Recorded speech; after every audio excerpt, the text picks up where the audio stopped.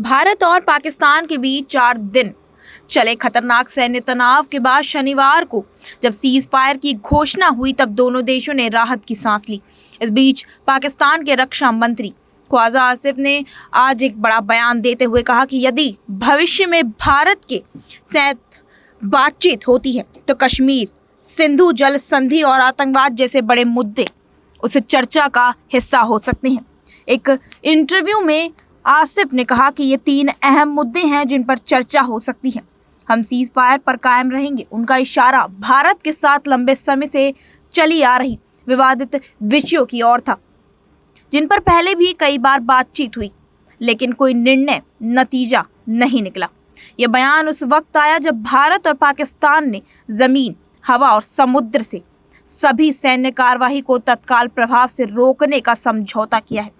हालांकि पाकिस्तान ने इसे सीज फायर समझौता बताया, वहीं भारत ने इसे केवल आपसी समझ करार दिया है।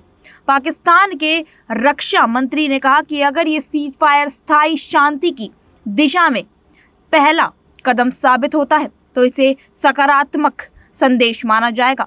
हालांकि उन्होंने ये भी जोड़ा कि अभी तक कुछ भी कह पाना जल्दबाजी होगी।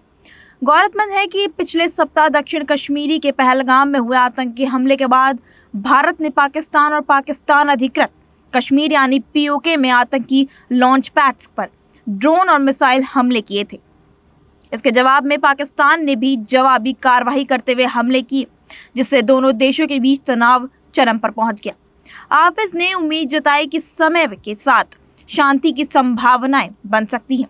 उन्होंने कहा, हमें उम्मीद है कि भारत और खासकर उसकी नेतृत्वकारी राजनीति एक दिन पूरे दक्षिण एशिया के भविष्य को अपनी दलगत हिस्सों या ये बोले कि हितों के ऊपर रखेगी। पाकिस्तान के रक्षा मंत्री ने उन देशों की भी तारीफ करी जिन्होंने मौजूदा संकट में कूटनीतिक संतुलन बनाए रखने की मदद की। इनमें चीन, तुर्की, अजरबैजान और खाड़ी देशों का विशेष उल्लेख तक किया गया। भारत की ओर से अभी तक ख्वाजा आसिफ के बयान पर कोई आधिकारिक प्रतिक्रिया नहीं आई है, लेकिन विशेषज्ञों का मानना है कि ये बयान पाकिस्तान की रणनीति सोच में एक नरमी और शांति के लिए तैयार या ये बोले कि तैयार दिखने की कोशिश हो सकती है, खासकर तब देश अंतरिम राजनीतिक अस्थिरता और अंतर्राष्ट्रीय दबाव से जूझ रहा हो।